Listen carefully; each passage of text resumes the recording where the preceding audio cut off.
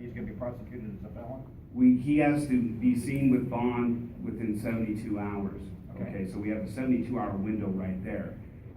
If we hold him and then we wait for this lab to get back a week later when he doesn't face charges, just because we say we have a felony amount, but we don't necessarily have probable cause for that felony amount outside of the fact that he has a certain amount of controlled substance that is cut with an agent, which would basically be an edible. It's a controlled substance cut with an agent.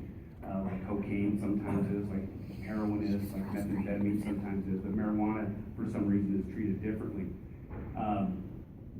We just can't say we have a felony on this guy and we're going to hold him until we get the crime lab back. There's a variety of things that can go wrong in that aspect, and I think we might be looking at some more civil liability than anything else if it comes back a week, 2 weeks later. I have yet to be in an area where you can practice just by holding somebody because you think they may have done something wrong. You know, we have to work off probable cause. We have to work off the rule of law. And if there is something in the statute that says if he has this amount, it is a presumptive amount of felony, like if he has 5 pounds of gummy bears, that's a presumptive felony amount. Maybe so, that might work. But what's less than that? You know, I mean, where do you draw the line on that? That's as arbitrary as anything. What's considered a presumptive felony amount? 5 pounds, 3 pounds, 2 pounds? You know, 3 ounces is felony amount for plant form. So how are we going to measure this? And so we can't stop and hold somebody just because we think they may have done something wrong. We have to have more than that.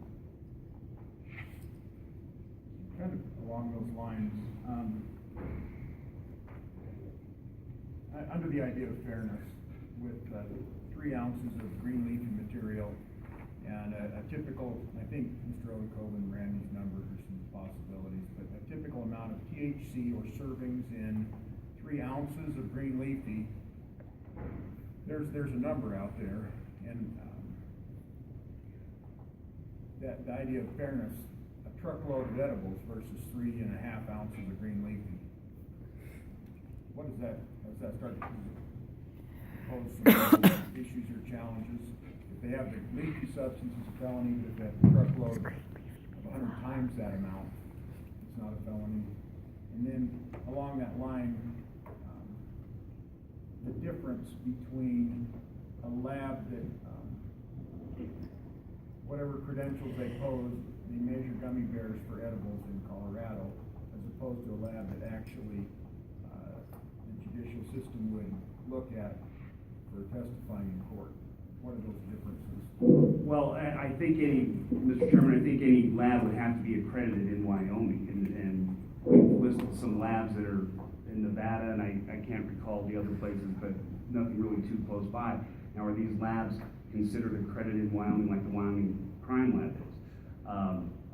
You know, I don't know the procedure to go through to get that, but that's an issue as well until we get something that we know that the courts are going to rely upon. As far as the fairness issue, I think that's kind of the general issue of continuity with the statute.